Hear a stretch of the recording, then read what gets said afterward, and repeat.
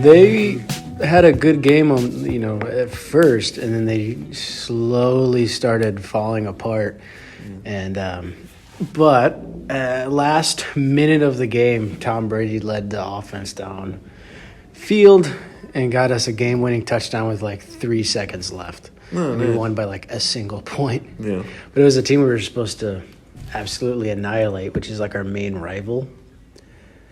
So I was like an emotional roller coaster all night. So when Emma got home, I was like wrapped up in that blanket I showed you. Yeah. And I was just like, mother trucker. Yeah. This is not fun. I was like texting my best friend. I was like, if they don't win this game, I'm just going to stop watching football in general. I don't find the joy in this anymore. I'm too stressed. Yeah. I mean, if we're being real, over the last few months, I feel like your affections have slowly been shifting away from football into baseball. It has. It really has. More so than all ever. thanks to Bart Giamatti. Oh, yeah. The good Bartlett Giamatti. I thought you were wanting me to say like you, and I was like, No, I'm not that pretentious. I'm not so as pretentious as to think that someone would switch allegiances because of me. I'm quite pretentious when I tell people why I like baseball, and they look at me and like, wow, I've never thought of it like that before. And I'm like, that's right, of course. Wow, you think really deeply about things. Yeah, I don't. Yeah, you do. We both think pretty deeply about things. Sometimes. Sometimes? Yeah. Yeah, I guess there are a lot of things I don't really think much about. Now, last week, our last episode, I was thinking pretty deeply. That stuck with me for a little bit, I think. Yeah. Did it convince you to read Atlas Shrugged? No. It convinced me to read some more Nabokov. Nabokov. You really not going to read Atlas Shrugged? Maybe. Oh. Possibly. At some point in time, I'll have to get around to it, I think. Like, it's only inevitable, right? Yeah, people who don't plan on doing anything, that's always their line, though. I'll get around to it. That's always what everybody says when, someone asks them to do something and they don't actually want to. Like, well, maybe I'll get around to it. Yeah, at some point. Yeah. It's like essentially saying, no, I'm not interested. Screw you. My weakness is when someone recommends me something, I instantly do want to read it because it meant so much to somebody. So, yes, at some point in time, I will read it because you're my friend and you told me to read it. Yeah. Is that a good answer? Yeah, none of the quotes or prose or anything impressed you? Oh, the prose was exceptional. A lot, really wordy, but yeah. You don't have to agree to it.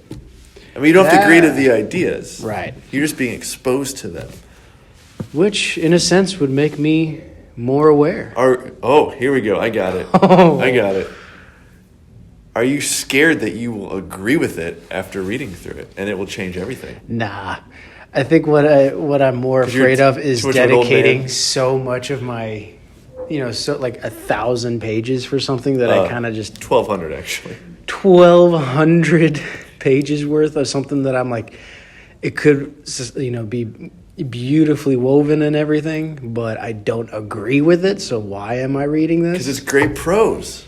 And that's what I'll remind myself. Welcome to Once Upon a Tome, everybody. This is a new episode of Brief Inquiry into Literary Relationships. This week, I'll be doing the one. I'll be the one asking Brett what he thinks about 4 quotes. Ooh, do I get to pick? You do, but I'm going to tell you what's in store for you. Ooh. In no order whatsoever. Let me just say that, okay? Okay. You got Philip Roth. Okay. You got Burroughs. Ooh. You have Kerouac. Okay. And the great Gertrude Stein. Gertrude Stein. All right. We were just talking about Burroughs. We're going to visit his gravesite. Maybe do an episode on there. Maybe we'll do it live from the cemetery. I am currently writing something right now. I've got about a page and a half worth of an essay I've written about the connection of Burroughs and Jack Kerouac's Big Sur. Specifically, there's a certain line in there that I really haunts me to this day when I read it. Want to hear a funny story about Big Sur? Yeah. Not the book. Oh. So yeah. When I was doing my big road trip a few years ago, I was driving down the California coast. I hit like Big Sur, and there was a sign that said like last gas station for like, a couple hundred miles. Mm-hmm. I was like, I don't want to get stuck on this, single lane road out in the middle of nowhere, having to get towed. So all that to say, the guy who ran the gas station charged an astronomical price. I think it was like, this was a couple of years ago when I think the average price of gas was like, I don't know, $2 or $2.50 or something. He was charging $4.50 a gallon. And it's like, I mean, I wouldn't blame him if I was the last if I was the last gas station for a few hundred miles. I'd probably up it too. Yeah, that's capitalism for you, baby. Capitalism. Yeah, He's supply and demand. Got the market cornered. All that to say, that was back when gas prices were reasonable, and paying over $50 to fill up my tank was unheard of. But I did it. I filled my car up. I was under 30. Granted, I was but talking topping it a few off. years ago. Oh, You fill yours up for 30 now? yeah. Oh, I know, it's pretty amazing, ain't it? you must have a small tank. I do. I think mine holds like. Some people would say I have a very quaint and small tank, if you know what I'm saying. I don't actually. It could mean a couple things. It could. Like you have to shoot. Well, we won't. No, let's not get into this. Okay, you All right. ready? I am ready. All right, pick a number, 1 through 4. 7. Good thing you like English, because you don't know math. All right, I'm gonna go with because I'm a Spanish teacher. Numero uno. Ooh, okay. All right, here we go. Ready? Am I mistaken to think that even back then, in the vivid present, the fullness of life stirred our emotions to an extraordinary extent? Has anywhere since so engrossed you in its ocean of details?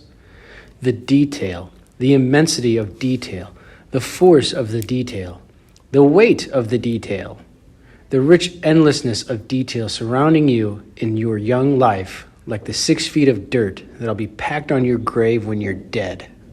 End quote. You want to take a shot on who that is?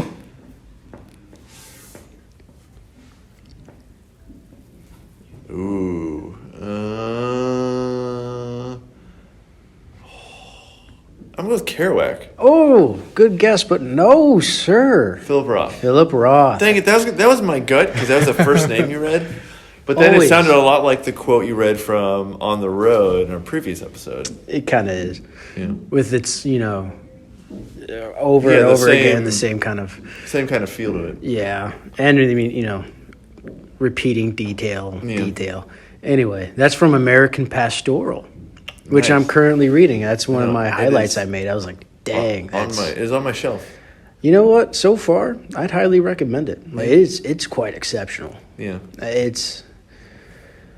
Yeah, I've read- Philip Roth is a great writer. It's the first time I've ever read him. He's still alive, right? No, he died 2017. Okay. Yeah. Yeah, I've read Goodbye Columbus and Indignation. Okay. I want to read I Married a Communist. I saw that yesterday when I was doing some Christmas Yeah. shopping. Yeah. I was like, that looks fun. Yeah. I like that. I think the book I ordered for you for our next pod is or second pod, whatever. It's coming today. Hi. They get the USPS, like I can see pictures of my incoming mail and it says I have Oh. a couple packages. You got coming me in. something? Well, didn't we agree on not the next episode, but the one after? We're going to exchange Get books on air. Yeah. Yeah, and that's what this is for. Okay. Did you forget about it? No, I got you something for a gift that I didn't put 2 and 2 together. Yeah, Yeah. anyway. Yeah. What'd you think? Overall thoughts On the quote, on the quote. couple thoughts. Yeah, I think it's the first thing that struck out was that, in some ways, if you don't notice, it may convict you that you don't pay attention to all the details in your life. Like if you think, wait, what details? Then it's like you're just going through life nonchalantly and just almost going through it like in a daze. Mm-hmm. You know, when it's like when you really stop and think like every single little thing, whether it's your circumstances or it could be just the hairs on your skin. Like, human life is incredible. I think because we've never known anything else, we tend to just go through life, you know, not really reflecting on that, you know? Yeah, I mean, I think he's calling back to like your idyllic childhood where everything is magnified. Yeah, and you know, you see before you know what even optimism means, but you know, your life is so ahead of you. You're innocent. Exactly. And at this point in time, Nathan Zuckerman, who is Philip Roth's alter ego, is at his high school. You good? Don't sneeze. Okay. I'm not sneezing. Anyway. I just didn't want to belch on air. That's fine if you did, man. Yeah. People like our organic chemistry. Well, emphasis on organic. Well, not people who take the class. Oh! Anyway, Nathan Zuckerman, who is Philip Roth's alter ego, is at a high school reunion. And he's 60 at this point, and his childhood hero, a friend of his brother, is recently dead.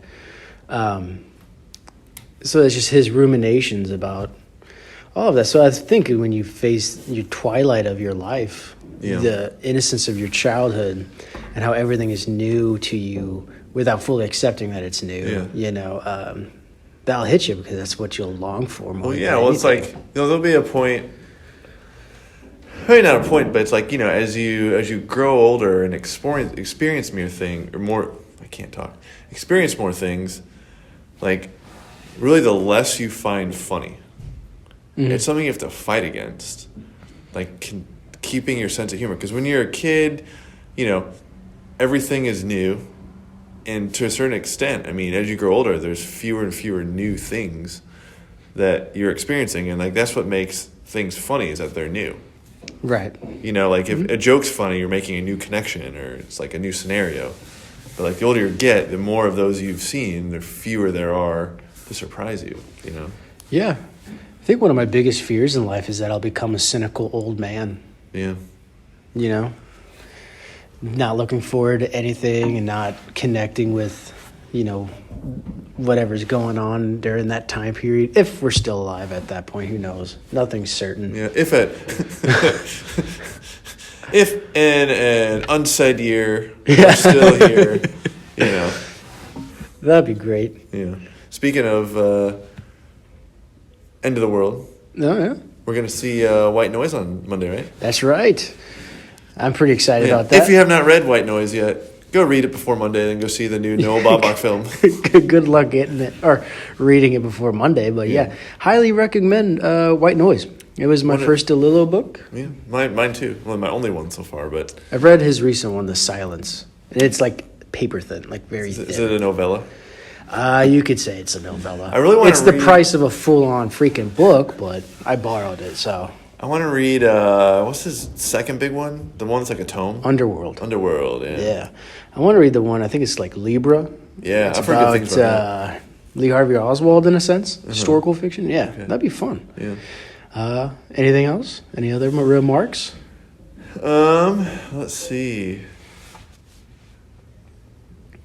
On the quote, another aspect is just, you know, we take so much for granted. Yeah, I think it's funny how, not funny, but it's also tragic how he talks about how wonderful, you know, his childhood appears to be, and then he just instantly goes to the fear of death. Like, there's no journey through, you know, his adolescence right at that point in time, but like he just instantly goes to his fear of death. Well, do you think that's kind of, I wouldn't say natural, but like once you get into or beyond adolescence, you kind of just go through the motions for a while until you, at least a lot of people do, I think. Probably. I'm not quite sure, though. Yeah. Anyway, I find it very melancholic. Yeah. And existential, which is usually my two modalities. Yes. I have some sort of a middle ground, but some sort. My dad told me we need to start mentioning Topo Chico in our mini ones. I'm like, well, that's really for our main episodes because Yeah. at this point, even though they're our unofficial sponsor, they're not giving us free water. So I wish they would. I wish they would. If you're out there listening, Mr. Topo Chico, Mr. Topo Chico man. If anybody is feeling so generous during this holiday season, send Brett a pack of Topo Chico. Yes. He needs some loving this year. We still don't have any email. That's okay. Someone And should. we haven't heard much from our Canadian friend, John Wayne. Well, I haven't also No, that's true. engaged. I'm really bad with that. But, yeah. Yeah. We're up to 241 downloads, and we're being heard all across the world. So Yeah, we're also at a standstill. Not a standstill. We're at two different modes of thinking on Gaddis. One of us is like, it's, it's good. It's a lot. And one of us is like, it's amazing. It's the most beautiful prose I've ever written or read. can you guess who that is? I'm really into Gaddis. Now, I'm enjoying it for sure. I think one of the things I've realized though is that I have to be in the right frame of mind to read it because I was a little behind the other day and I tried to read it when I was kind of like tired and like in between classes and I was kind of a little distracted and like Yeah. it is such a dense book that requires such attention to details The details. that you're just naturally going to get more out of it if you're in a very good state of mind. Yeah, I usually have a lot of downtime at work, so I'm always in a good state of mind. Even though Bo's a teacher, he is not teaching this year per se. Yeah, I'm just mainly babysitting. Yeah, teaching kids life skills. Yeah, But it's the most hopefully important thing. next year. Yeah, for sure. Yeah. So yeah, All right, cool. Feels This good. has been a brief inquiry into literary relationships. I'm Brett. I'm Bo, and I hope you have a great weekend. Yeah, we'll talk to you next week. We're probably going to film a new episode, record a new full episode sometime next week. So Yeah, stay tuned. We're sorry I couldn't get you one this week. Yeah, goodbye.